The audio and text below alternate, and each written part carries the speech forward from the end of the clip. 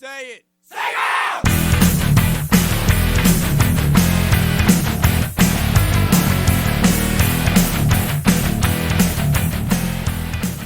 Hello, everybody.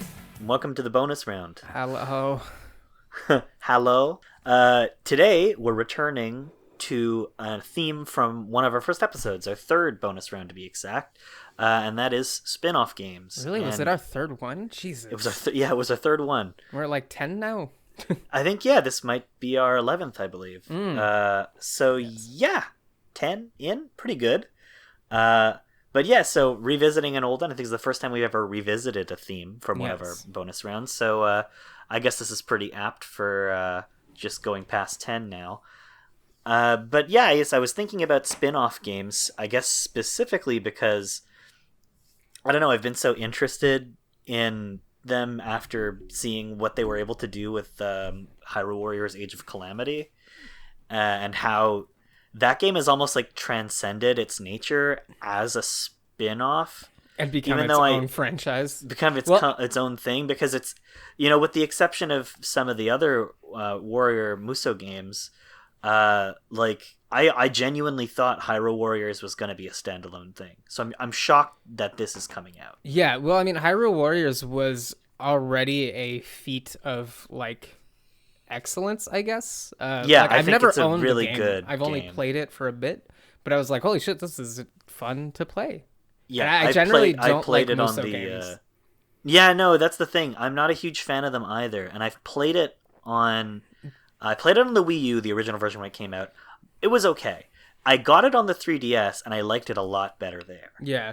Well, the only Warrior Musou games that actually get me are the Gundam ones, because I'm like, Gundam. Well, I mean, let's just go through the history of the Warriors games. I mean, obviously, they begin as Dynasty Warriors, and those games are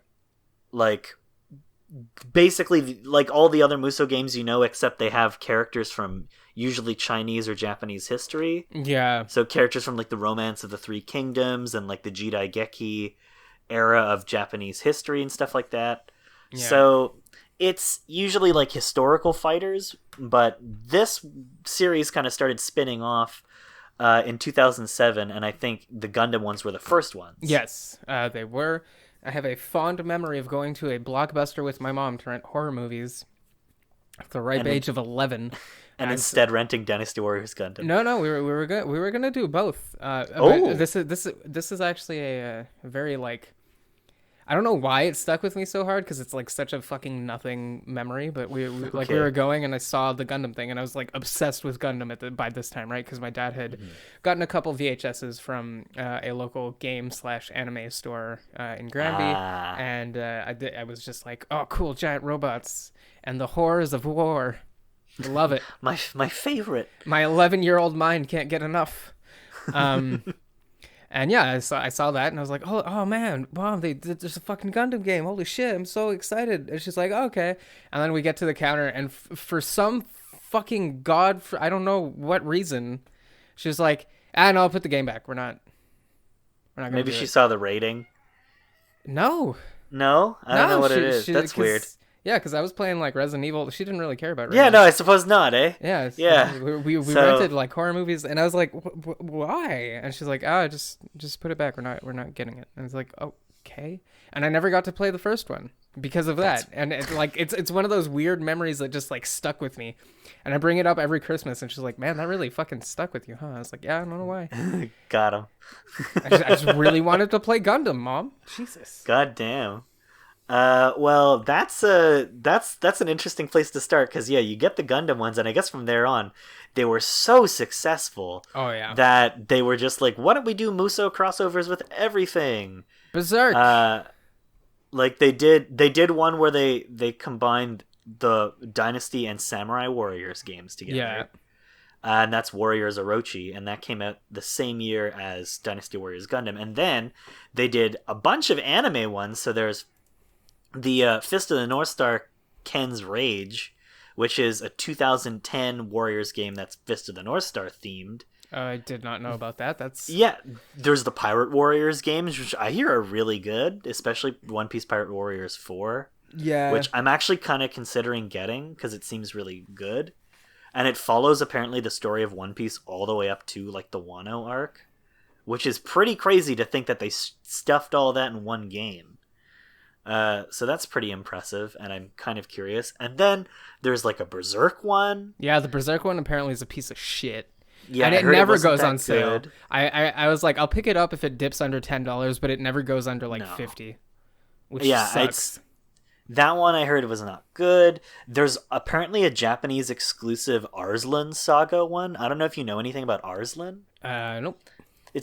There's a book series called The Heroic Legend of Arslan. They're fantasy novels by a Japanese author named Yoshiki Tanaka. Arslan Senkai? Arslan Senki, yeah. Yeah. And it's that's what Heroic Legend of Arslan I think translates to, is Arslan Senki. But yeah, or Arslan Senki is the manga adaptation, maybe. But anyway, Hiromu Arakawa, who's the creator of Fullmetal Alchemist, has been doing a manga adaptation of Arslan for like ever now. Okay. And it's really good adaptation. They even did a really good anime based on her version of the story. But yeah, they did like an Arslan one, which seems pretty interesting. And they did like a Warriors one that crosses over all of the Koei Tecmo franchises. I believe there's also a Dragon Quest Warriors. That sounds about right. I think, or it's like a Dragon Quest game that's a Musou, but it's not necessary. I don't know. I don't know how. I'm pretty sure that exists. I don't feel like I'm making that up. I mean, it's Tecmo Koei, right? Yeah, exactly. Dragon Quest Heroes, the world's trees woe and blight below. Omega Force, hack and slash. Yeah, it's Omega Force, so it was a Warriors game. It's a Warriors game for sure. But yeah, and then of course there's the most recently announced one that isn't Zelda. That would be Persona 5 Scramble, a game which I totally forgot existed. Game which I haven't stopped thinking about in a fit of rage. And a game that is locked exclusively to Japan. Well, no. Exclusively to Asia. Yes, to Asia. Because there's the Hong Kong There's one version. in HK that's translated, yeah. But I don't know why Persona sells good here and is popular. There's an Attack Atlas on Titan ones too, apparently. Yeah, the Attack on Titan ones are apparently very good. I mean, as good as Attack on Titan can be. Yeah. Real quick before we scramble past Scramble, when this game was getting teased, it was just P5S. Okay. And everyone thought it was going to be the new Persona 5 like fighting game because P4A, there's P4 Arena and then there's P4 Ultimax, and those games are god tier good. They actually, that's what I wanted to compare a game that we'll talk later about. Jesus. Oh yeah. Yeah, the JoJo game. It kind of compares almost the same to those, which is why everyone's always like, let ArcSys make a JoJo game, because they make very good Persona games. But yeah, so that when Scramble was getting teased, it was like P5S, and it was like just a date, and everyone was like, oh my god, is it Persona 5 Smashers? Is this a fighting game? Are we gonna get aged up like Joker and everyone? I'm so stoked. Everyone got like, nope. It's a Musou game. But also apparently really good. Yes, very good. But I've heard it's like actually one of the best Musou games. But period. Me. Well. I mean, there's plenty of spin-off fighters we can talk about. But yeah, I guess the one that I want to discuss very briefly, just because I've been playing it, is Hyrule Warriors, Age of Calamity. So that just came out on the Switch, and I feel like I can go into more detail on it on a proper episode of the show. Maybe next episode we do. Yeah. But I just want to say for now, I feel like this is a bit of a game changer, because for me, this is the first time one of these games has felt like a necessary installment in another series' lore. Because the Dragon Quest Warrior games, from what I understand, are just crossover games where you play as a bunch of them. And that's kind of what the first Hyrule Warriors is, where it's like a best of Zelda aesthetic kind of take on the series. This is very firmly Breath of the Wild, and it was designed in conjunction with the team that developed Breath of the Wild as a companion story to Breath of the Wild, and it's entirely intended to be played in tandem with Breath of the Wild. So it's like the first game in the entire Musou like franchise, at least in terms of spin-offs, that like I feel like is intentionally designed to be complemented by another game fully. And that's really interesting. So, like, yeah, I'll go into more detail another time. But yeah, Age of Calamity, big game changer for this series, and really putting it on the map for me now. Because of just how ambitious and different it is for Omega Force to be making a game like this. Mm-hmm. So, really, really a unique take on this series, and I guess a spin-off that super justifies its own existence. By actually kind of being an invaluable companion piece to the original Breath of the Wild. And it's really like, I'm shocked that they were able to pull it off, but as far as I've played, this is great. Nice. They're letting you see what this world was like before it became a fucking ruin. Yeah. And that's pretty interesting, because you don't it's get a lot of that in the people game. Wanted too.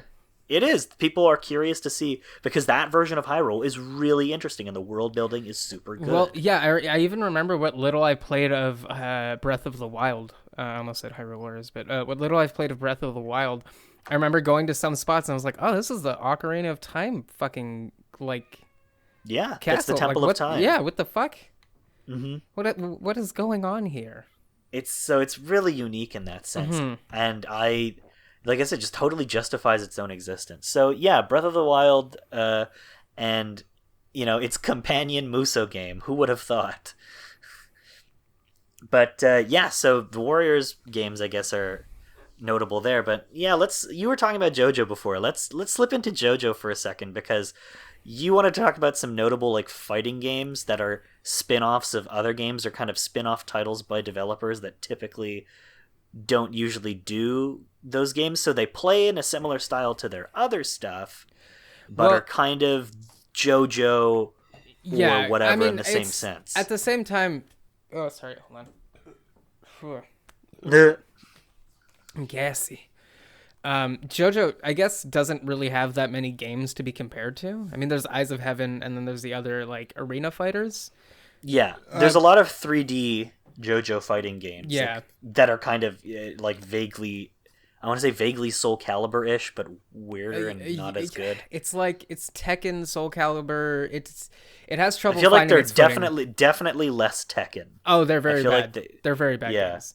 They're less Tekken. They're your standard Bandai Arena Fighters that are. I feel like All-Star Battle is all right. It's a broken fighting game, but from what I played, I think I remember All-Star Battle was like the better of all of them. Yeah, Eyes Over Heaven is ambitious and weird and not good, but interesting. Yeah. It has an original story by Araki, and some original character designs. Well, it has like a bunch of characters in it that you wouldn't expect to have in a JoJo game as playable characters. Yeah. But it's also, because of that, it's really weird and kind of doesn't work. It is very strange, and kind of doesn't work. But the one I'm talking about is Heritage of the Future, which is like has a strangely large following. And it is a pretty OG game. Yeah, this came out a long time ago. It's one of Capcom's like best early fighting games. It's God, what year was it? Hold on, I gotta look up the year. But yeah, it's very fun. It came out in wow, yeah, 98. Yeah, 98. So right around the Third Strike, I believe. Right. Yeah, it is the same team responsible for Street Fighter 3. So that makes a lot of sense, actually, because it kind of looks like Street Fighter 3. Yeah, that's the Street Fighter series I'd most compare it to. Yeah, and the gameplay is a little more busted. It feels a lot less balanced, because I feel like they were just kind of like, make it fucking just, it's JoJo. Mm-hmm. It's gonna be busted. But it's a very fun fighting game. It's one that still has a fairly surprisingly large online community today. If you get like Fightcade, you can find matches pretty easily. Me and my friend have been playing it recently, and just relearning some old tech. Unfortunately, got re-released. I don't remember what year, but the HD bombed one horribly. Yeah, just didn't sell for the shit. Heritage for the Future HD version, I think it's called JoJo's Bizarre Adventure HD. Yeah. It's basically the same game, I understand, but with achievements and kind of a smoothed out HD look. Yeah, and it's weird because it was in that time that Capcom was like, "Oh, we'll re-release this old version of a game in HD to see it. We'll test the waters. If it sells good, we'll make another one. If it doesn't sell good, obviously nobody wants." Gee, I wonder why a JoJo game sold bad in 2012, the full year before JoJo actually became popular in North America. Yeah, well. Jesus fucking Christ, they really missed the boat with that one, by a hair. Well, I mean, even with that, yeah, you can even make a comparison with the Darkstalkers thing, where they were like, oh, we're re-releasing the old Darkstalkers, so if it sells good enough, we'll make a new one. And then it sold like shit, because everyone was like, the online's not good, and I already have the game, so... Fuck you. Yeah, so anyway. But yes, very fun fighting game. There's a lot of community stuff still going on, it's a game that's character choice is goofy and fun. You have Pet Shop, you have Iggy, which are probably two of the weirdest characters. We should say, if you're familiar with JoJo, all of these characters are from Part 3 Stardust Crusaders. It's a Stardust Crusaders game. Mm-hmm. It's not a crossover game between the first 3 parts. No, and you're not getting much outside of that. You get you get Joseph, you get young Joseph as a bonus character, but that's it. So you get some battle tendency Joseph, but that's it. Yeah. But it's interesting as a spin-off because, like we said, it's made by the same team who did Street Fighter 3, and it plays pretty similarly to Street Fighter 3 from what I remember playing. Yeah, it's it doesn't have counters. The combos are a little more technical than like something of today's date, because obviously it's an older fighting game, so the timing has to be more precise. And all the characters are fun and super goofy. Yeah, they pick some weird like one-off characters too from the manga who are like one of them, Mariah. Yeah, well, I was about to say. Literally doesn't even have an official design. No, well, I mean, this is manga, technically it. But they give her one in this game. They brought Araki back. One to be playable. They brought him back to. They were like, we want her to be playable. Make a design, and he made this like super belly dancer, scantily clad woman. Yeah, which is really funny to think considering her stand. Yeah. The horrible, ugly, disgusting mouth. Yeah.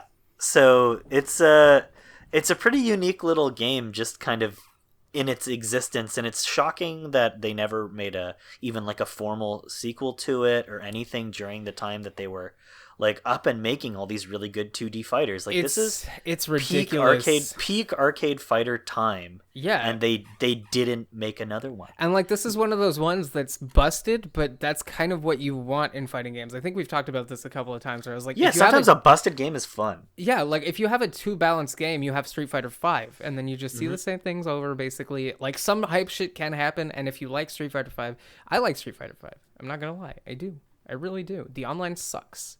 But I like Street Fighter 5. G is super fun, and I think that was the main thing. Is once I think Ono started stepping back, the team started having more fun with the characters. It became less esports oriented.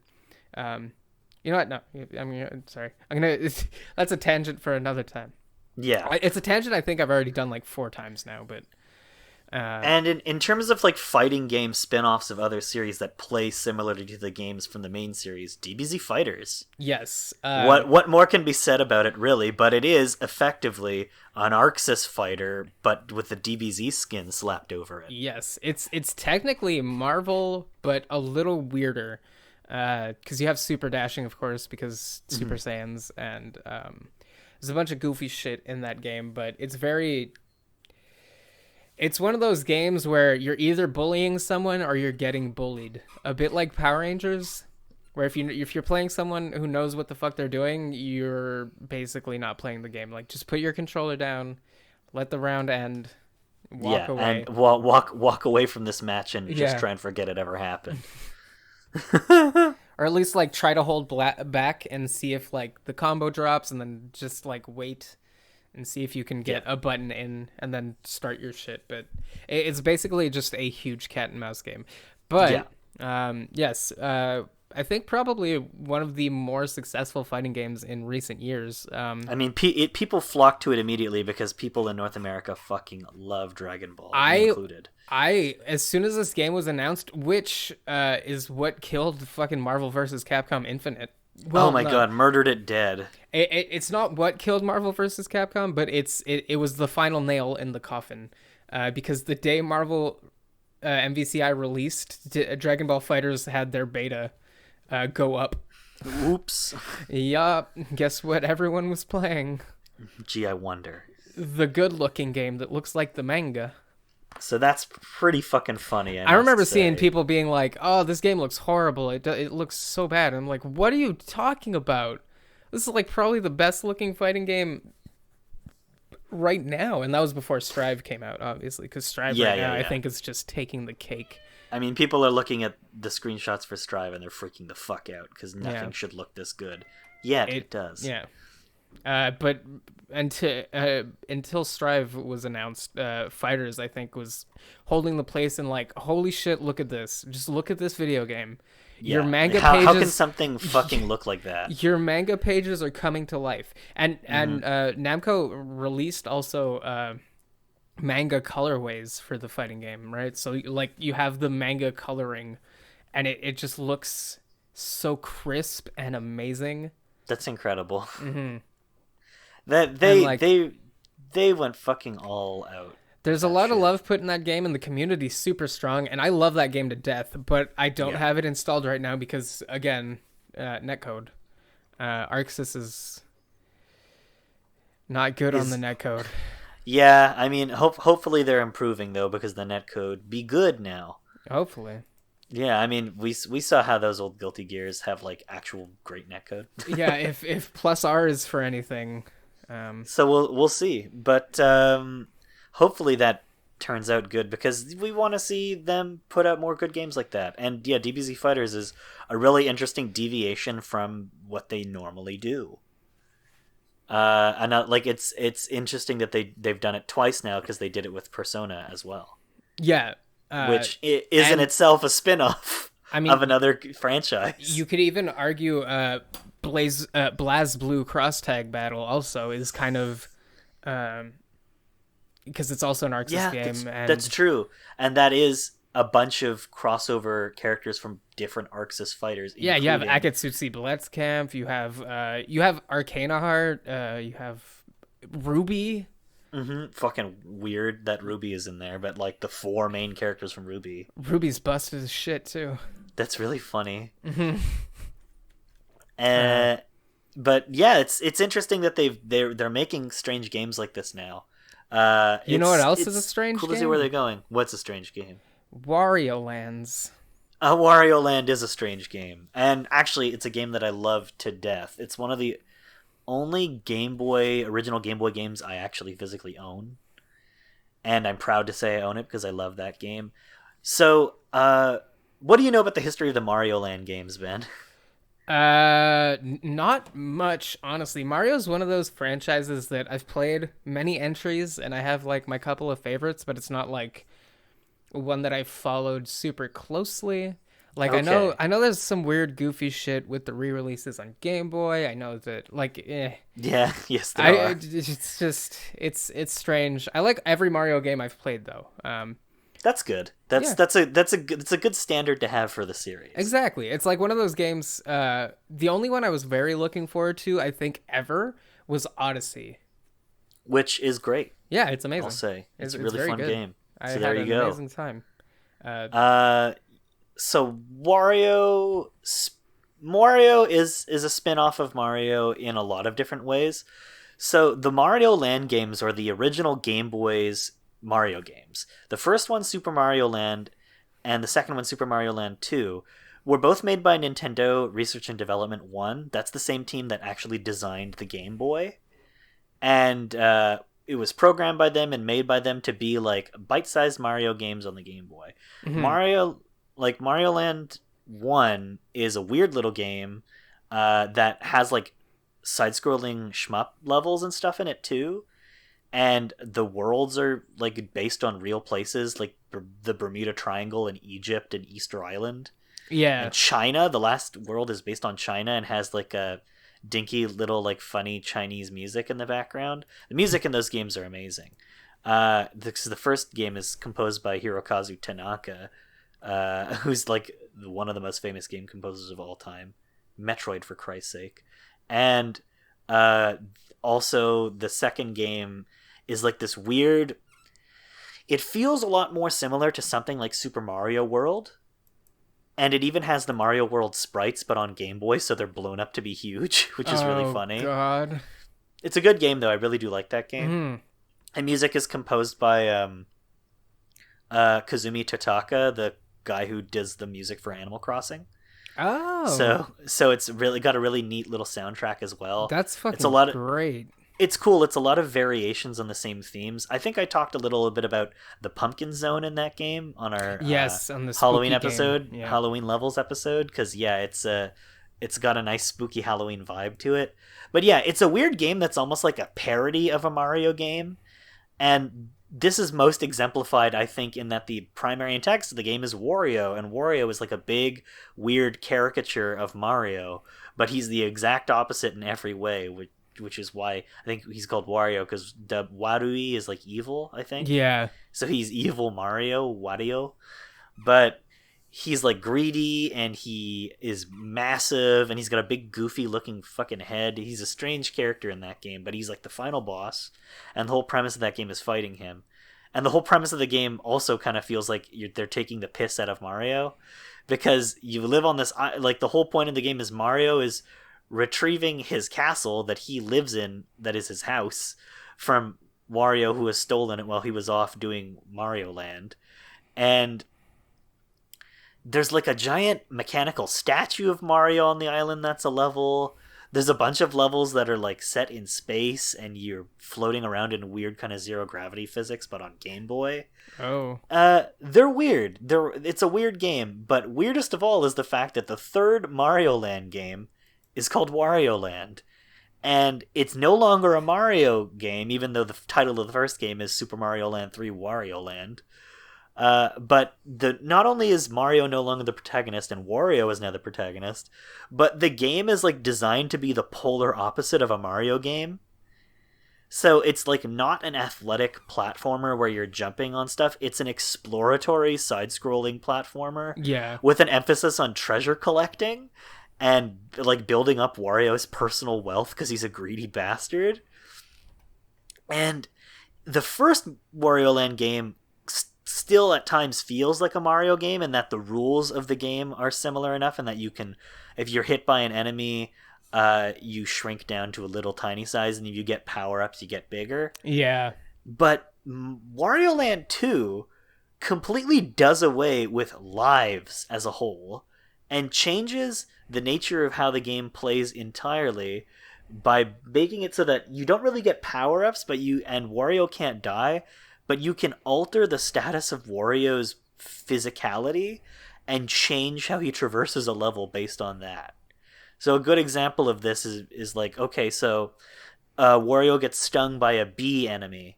He doesn't die, but he puffs up and becomes a big inflatable dude who can float. Oh, yeah. Like, oh my God, it's true. Isn't that a crazy, weird concept for a game? Yeah. They're like, what if we made things goofy? What if Wario had a weird cartoon body that was just altered into different states by the enemies instead of being killed and getting a life taken away? And it changes the dynamic of the games entirely. It makes it so that the exploratory platforming feels a lot better, because you also don't feel like you're pulling double duty trying to avoid enemies. It's more so about avoiding obstacles by cleverly manipulating Wario into getting certain status effects so that he can traverse the level and go into these different paths. Mm-hmm. Really, really unique, different game. And yeah, the whole point of the game, like the first, is to treasure hunt. And then the third game, they kind of do the same thing, but it's even more elaborated on, because there's also a day to night cycle that changes the levels that you go to. And that's also pretty different. But these games like went from being Mario Land, which were just handheld spin-offs of the mainline Mario games that were meant to feel like Mario but all bite-sized on the Game Boy, into like a completely different style of platformer, starring a completely different character. So they're like spin-offs of a spin-off almost, but the Wario Land games are super fun. The music in them is great. The gameplay is like really addictive, and they have like since made, I think there was one on Game Boy Advance, Wario Land 4, I believe, which I never played, but I understand is pretty interesting and even more different than the other ones. And then there's the one that's on the Wii, Wario Land Shake It, I think it's called. Yeah, which looks like beautiful and has like animations done by, I think, Trigger. So a giant famous Japanese animation studio did the opening, like the cutscene animations for Wario Land Shake It. I don't remember who. I don't think it's Trigger, but maybe it's like Trigger adjacent. But anyway, It's a really good looking game, and it's all like hand drawn sprites, which is pretty cool. Kind of looks like Dragon's Crown or something, with like those beautiful hand drawn sprites that move like sprites, but are clearly like just gorgeously rendered. And and then Wario has of course gone on to spin off into a billion different sub-series, including like WarioWare. There's that weird one-off Wario World game on the GameCube, which I don't know how people think about it. I've never played it, and I probably never will. But that game exists, and it's made by Treasure. Yeah. Yeah, I don't know anything about that game, but it's interesting and weird. I remember hearing about it years ago. I understand it's like a brawler platformer almost. Yeah. And I think you're still collecting treasure in it, but not the same treasure. But not the same way that you do in the other games. Yeah. Yeah, it's pretty interesting. Mario's got a billion different spin-offs. I mean, there's Wario Land, obviously, which I think that series is so unique that it becomes its own thing, but it is technically a spin-off. Yeah. But we've also got like Donkey Kong, Mario vs. Donkey Kong. Do you know those games? I think we talked about them once, and I Googled it, and I was like, holy shit, I remember my friend having this, and me being like, I'm good. They're like, so Mario vs. Donkey Kong is like a spiritual successor to Donkey Kong 94, which is in tune a spiritual successor to the original Donkey Kong arcade game. Yeah. It's not like Donkey Kong 2, it's like Donkey Kong Plus, basically.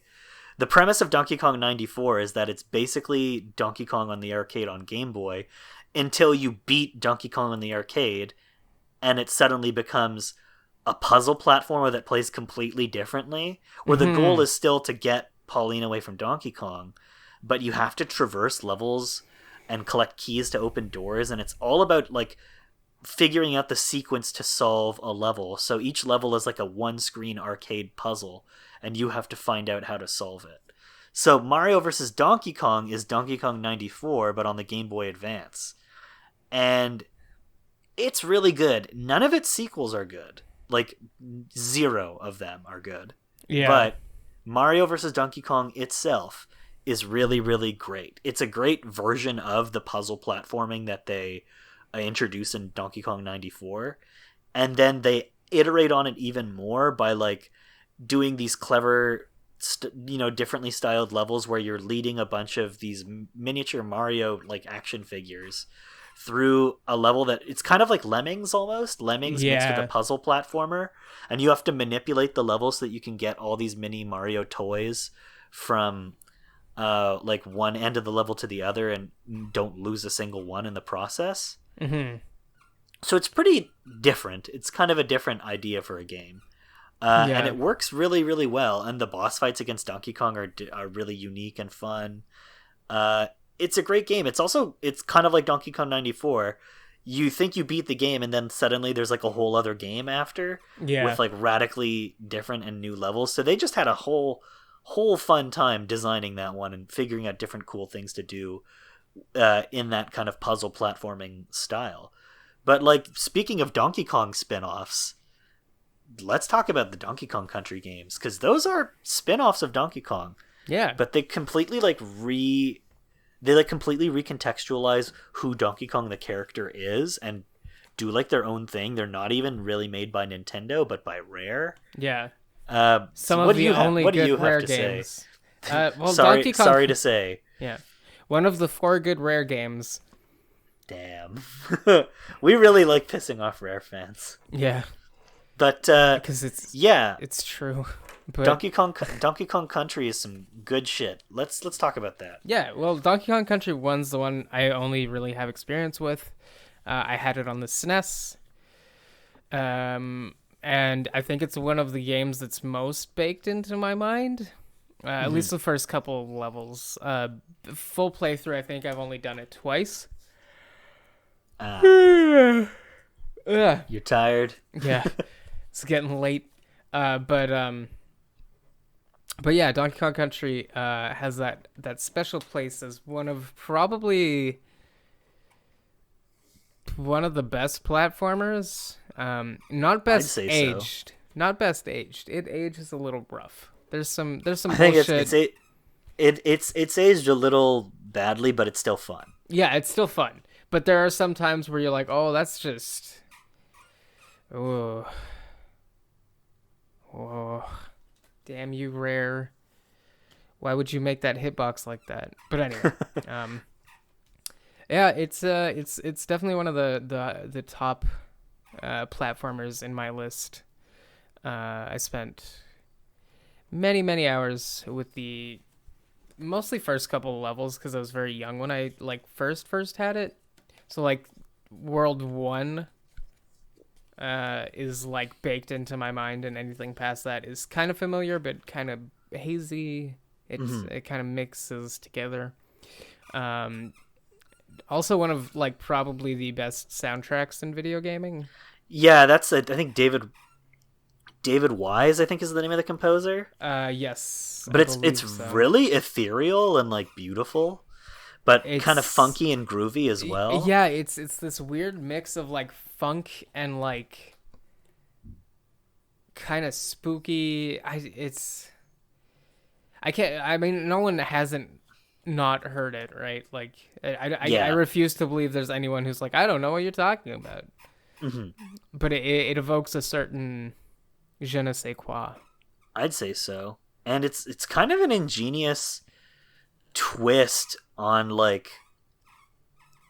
don't know, the idea of Donkey Kong as a character, because up until Country, he is pretty strictly an antagonist, with the exception, I think, of Donkey Kong Jr., where he's you're playing as Donkey Kong's son. But with the exception of Donkey Kong Jr., he's pretty strictly an antagonistic character up until this point. And the fact that they were let's make a platformer about Donkey Kong. Let's bring back this recognizable character who's kind of laid dormant except for Donkey Kong on the Game Boy. Yeah. Which came out the same year as Donkey Kong Country. Oh, really? Yeah, it did. Both came out in 94. Weird. We're probably in development for about the same amount of time too, but clearly by different teams and different styles. Of course. But they really worked hard to make something special with the Country games. And I mean, it has 2 sequels. I haven't played 3, but 2 is the game in the series I've actually played the most, and I really like 2. I think that there's something about the choice of levels and theming in 2 that I really like. I don't know. I love the Gangplank Galleon theme too, and then the battle theme at the end when you fight King K. Rool when he's a pirate captain. Super iconic. Also, so good. One of the all-time best boss battle themes. Yeah, hella referenced in Shanty's the new Them's Fighting Herds character who's coming at some point. Yes, straight up they were just what if Gangplank Galleon was your theme music? It's really quite a thing that they were able to do with this series. And then I really like 2 because I also really like Diddy Kong. I think he's a great character who is an excellent addition to the cast of characters in the series. Yeah. He's very cute, he's funny, he's a little monkey instead of a gorilla. And he wears a hat and a shirt. I like that. But then the third one, I never played the third one. I understand in the third one you play as Dixie Kong exclusively, and her brother? Cousin? I don't know, one Kong who looks kind of like a big fucking baby. Yeah. But that one's kind of I don't know about that. Yeah.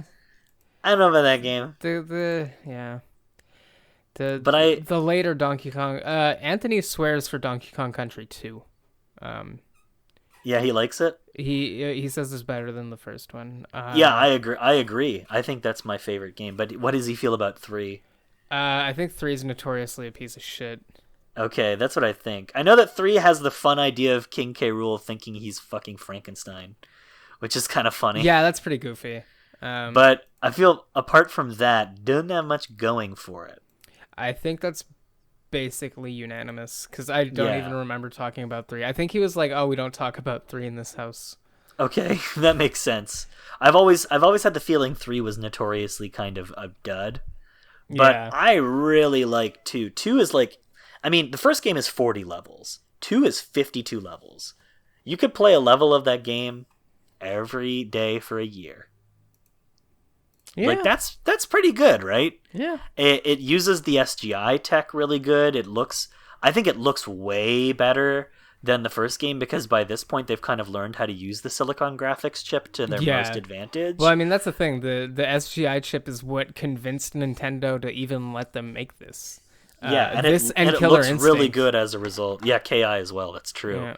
Which also looks pretty good for the time. Yeah. But I feel like they finally kind of got the hang of the SGI chip by this point, and so 2 just really looks excellent. 2 also has a lot of good boss fights. Like, one of them that always kind of stands out to me is the one against the giant boss in the fortress level. Yeah. He's like you go on his fists to kind of hit him, and he smashes his fists against the ground. And he's like so big that he takes up like most of the fucking screen. It's a really impressive render. But that's a fun, really, really, really fun game series, just in general, with the exception of 64 and 3, which you could not pay me to play Donkey Kong 64. Or I guess 3, but I've never played it. Yeah. And I guess we didn't have much more to talk about. There was one series I kind of wanted to mention before we end, because we spoke a little about Dragon Quest before when we were talking about the Warriors games. But Dragon Quest is kind of like the parent franchise to a lot of different spin-offs. Yeah. And some of them are really good, some of them are meh, and some of them went on to like become their own thing. One of the most notable ones being the first Mystery Dungeon game is actually a Dragon Quest game. Oh, really? With Torneko Taloon, who's I guess I'd describe him as like the merchant character in the series. He's from Dragon Quest IV, Chapters of the Chosen, where he becomes one of your main party members, but he reoccurs throughout the series as like a merchant character. You play as Torneko in that game and go through the dungeons and Mystery Dungeon style, but that's the first Mystery Dungeons game. And there's like just a bunch of other Dragon Quest spin-offs too. Like there's the Rocket Slime game on DS, which is like a weird adventure game, I guess. Top-down adventure game, which is pretty different from the rest of the series. It's like not an RPG at all. And then there's Dragon Quest Monsters on the Game Boy. Do you know anything about Dragon Quest Monsters? Absolutely not. Okay, so you know what's really big in the 90s? Pokemon. Pokemon is basically the whole reason that the Game Boy had the longevity of essentially a decade. And it was because in 95 when it came out, it basically saved the Game Boy from like being a dying console. Yeah. And Nintendo basically not knowing what the fuck to do from that point onwards. But yeah. Oh my god. Dragon Quest Monsters is Enix's at the time answer to Pokemon. Yeah. It basically plays like a regular Dragon Quest game, but it takes the monster collecting and battling mechanic, which I believe they introduced in Dragon Quest V, if I'm not mistaken. It's an element of 5 or even 4 that existed previously, but they just kind of make that the main crux of the game. And it's all the well for it, I think, because Dragon Quest Monsters, like all of the Game Boy games and the subsequent sequels, are super, super fun. And I think most of that is helped by the fact that, unlike a lot of these other games that were trying to, I guess, rip off or come out around the same time as Pokemon and do like the monster collecting thing. Yeah. Dragon Quest already has like a plethora of iconic monsters under its belt. Yeah, Dragon Quest V. So the concept originates in Dragon Quest V, which actually came out in 92, but it was called a Pokemon clone because they released a game dedicated entirely to it after Pokemon saw a lot of success. It came out in 98. But yeah, the cool thing about Dragon Quest Monsters, yeah, like I said, is the monster designs are already iconic. They're already super likable because they have that Akira Toriyama art design, which pretty much unanimously says, this is great. You are going to anybody like who looks at it. But it's super, super fun, and I feel like the thing that it adds to it is that the monsters kind of have additional mechanics now. You can breed them, because you can create monsters in breeding that can't be obtained otherwise, which is something they only did in the second Pokemon games. But it's reminiscent of SMT too. Well, I imagine this came before SMT, but like, I think Dragon Quest V came out before SMT, if I'm not mistaken. Yeah, that sounds about right. Let me see. Shin, when did the first Megami Tensei game came out? Shin Megami Tensei. The OG original first digital Devil Story came out in 87. Could you fuse them though? That's the main thing. Yes, you could. Ooh. You could, and it basically played the same way. So so everything is basically a Megami Tensei clone. But everyone's ripping off everyone. God damn it! But Dragon Quest is absolutely the thing that made that mechanic popular, and then Pokemon took it and made a whole game out of it, and then Dragon Quest Monsters is like, oh, we can do that. We already did that. Let's do it again, but like dedicate the whole game to it. Yeah. So it feels a lot like a Dragon Quest game in that it's structured in a very episodic format where you go around the world, and in each town you go to, you experience a new story. Unlike Pokemon, which is structured around like a central kind of a central idea of traversing the world, going to a new town to do a gym, and then moving on to the next one, with not a terrible amount of story in between. At least until the later games, where that becomes more the norm, and the games become a little more like your like a conventional JRPG. But the first Pokemon games are so bare bones in that regard, and Dragon Quest Monsters at least makes an attempt to be a little something more because it tells like a complete story. But it's a really, really charming series. They even eventually transitioned over to 3D, which is pretty remarkable, and made the jump from handheld to console at that. So the series itself actually became so popular that they wanted to do their own thing. But yeah, Dragon Quest is like the progenitor of so many spin-offs. There's also the Dragon Quest Builders games, which are recent. Yeah. And those games are Dragon Quest Minecraft, but they're apparently really good. That's what I've heard, is that they're astoundingly good. Yeah, I've heard they're great, and I heard that they're like, I think the first one in particular is like a retelling of the original Dragon Quest story, and is set in the same world, but is a new kind of game. Like, it's not the same style of game, obviously. Oh, and another notable thing about the Monsters games is that you fight alongside your monsters instead of just using them as your primary weapon, and you have a party of them. So it is a little closer to something like SMT, or like Dragon Quest V, which is exactly what they were doing there. But it follows more the format of Pokemon and takes the idea of doing it on a handheld console and kind of downsizing what you do, but having compensating with really deep mechanics. So the Monsters games are really good. They made the leap to 3D with Joker, the Dragon Quest Monsters Joker games, which one day we'll cover, I think, on Touch Generation, because those games are really good. But also came out. A lot of these games kind of came out in North America, which is surprising because Dragon Warrior, as it was called here at the time, was not that big. Like people liked them, but it was not Final Fantasy, especially in 1998, post Final Fantasy VII, when like the most recent Dragon Warrior game was Dragon Warrior 7, a game that many people argue is one of the worst in the series. Like, this is a game that I feel like rehabilitated a lot of classic Dragon Quest fans' opinions in North America, because they were most likely not playing the best games in the series, 4, 5, and 6, which were out at the time but unavailable in North America. they were probably playing the Game Boy remakes of the original Dragon Quest's trilogy, which is also a really good Game Boy remix of the original Dragon Quest games. Like they're amazing. They're almost better than the originals. If the SNES remakes of those games didn't exist, they would be better than the originals. Mm-hmm. But at least Dragon Quest 3 on Game Boy, in my opinion, is the way to play Dragon Quest 3. But all of this is to say, Dragon Quest spun off into so much shit, a ridiculous amount of it, and it's remarkable that a lot of it turned out pretty good. Some of it not so much, like Dragon Quest Swords on the Wii, which sucks, and is like a first-person rail slasher. Okay. Is that even a thing that exists? Could you say that? It's a rail on rails adventure game in the first person where you have a sword. And no, I don't want that. It's really bad, and it's one of the first Wii games too.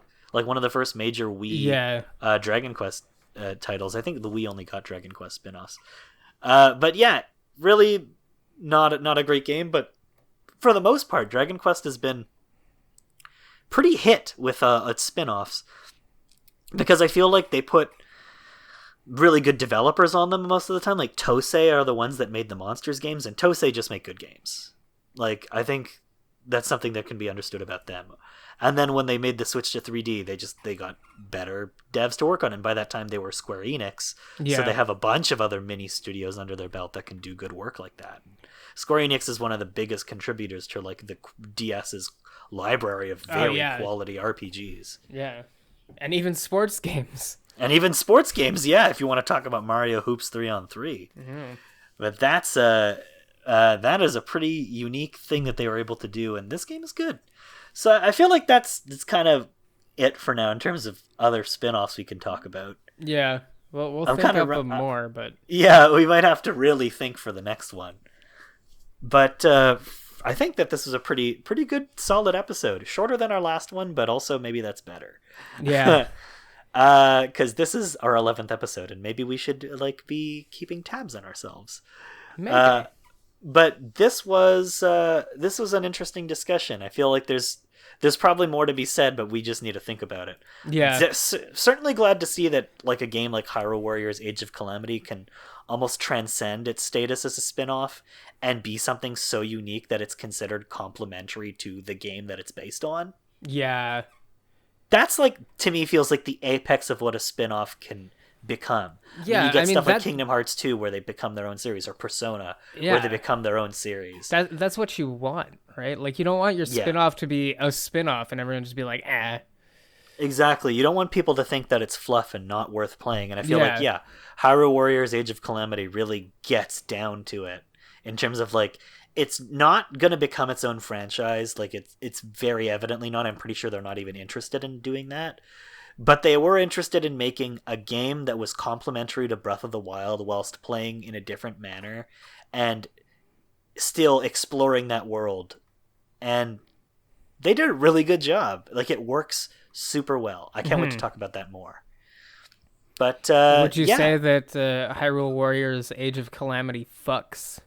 It fucks. Oh, it fucks. It fucks. It's so good.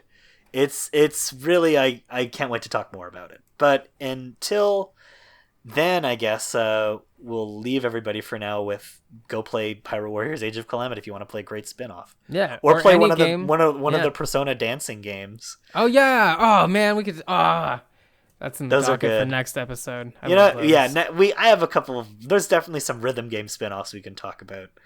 Yes. There's a lot of those. I haven't played Melody of Memory yet, but I'm getting there. My name is Ryan. I go by Nouveau Art Punk on everything. You can find me on Twitter and on Instagram. I'm also on Letterboxd, where you can hear me write reviews of video tapes that I watch, or movie films, or whatever you want to call them. I was going to say video games, but that's not for Letterboxd. But yeah, you can see my movie reviews. I wrote one about a Naruto movie that I watched the other day because I wanted to watch a Naruto movie. Weird movie. Super weird little movie. I bet that movie is a weird game. It's a weird game because it doesn't even play. weird little movie that I actually kind of had a lot to say. I also just rewatched the Back to the Future trilogy, and I fucking love my favorite movies of all time. So that was really fun. Nice. But you can find me up on there. What about you, Ben? Where can people find you? I'm Scratch Me Silly everywhere, basically. I pretty stream, much yeah, pretty much everywhere. I'd say I would confidently say everywhere that you want to find me. Hell yeah. I stream on Wednesdays and Fridays now. I drop Tuesdays because usually the podcast, I'm like, takes a lot out of us. Yeah, that's enough for one day. And I also have a YouTube channel that I've been working on some stuff for. It's horrible and dumb, so go subscribe. I guess. I don't know. It's not horrible. I'm horribly hungover. I'm horribly hungover today. So go and sub to Ben's Twitch and to Ben's YouTube. There's some good shit on there. Yeah, you'll find much to love. If you like this podcast, you'll probably like the content that I'm throwing up on the internet. So thank you guys for listening to our episode on spin-off games. Maybe we'll come back to this another day. But until then, have yourselves a good night. Remember to wash your hands and, do all of that stuff to avoid spreading COVID. And don't tell people to not wear masks. It's really stupid. I've seen some people trying to convince other people that it's a conspiracy again. And it's like, we've been through this. It's not. Shut the fuck up. Wait, COVID? I zoned out. People are still... Oh yeah, people are still on that COVID is a conspiracy shit. It's like we're this many months deep into quarantine. Please shut the fuck up. People have died. They ruined the economy for shits and gigs. It was all a joke. It was all a hoax. Good times. A liberal hoax. In good news, Scorpina comes out next week. There we go. Scorpina is gonna save us all. And I can't wait to play as her. We'll talk about that as well. Yeah. But yeah, until next week, or until next time, guys, thank you very much for having a listen. And see y'all. Bye. 聞かんわい！お前はもう死んでいる。何？もうは匠できず！